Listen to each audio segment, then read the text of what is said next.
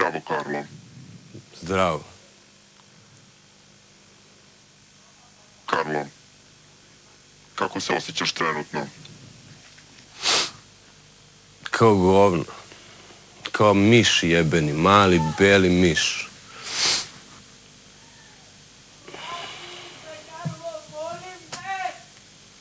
Kako se ona osjeća? Šta ti misliš, brate?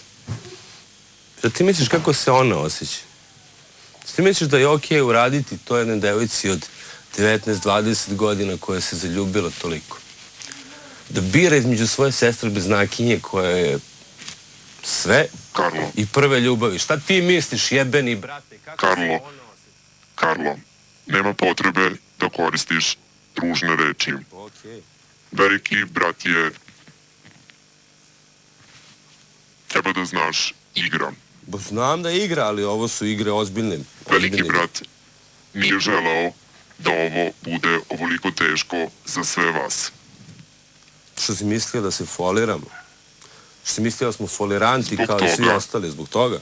Je veliki brat odlučio da ti ne izađeš iz kuće, već da ostaneš u kući velikog brata. A, za to trebam šta, da bulju ti tam, jel?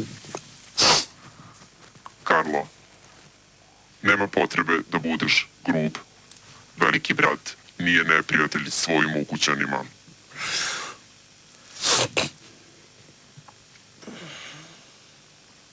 Kao što ti je veliki brat malo pre rekao, ovo je isuviše teško za sve vas i zbog toga je veliki brat odlučio da ostaneš u kući.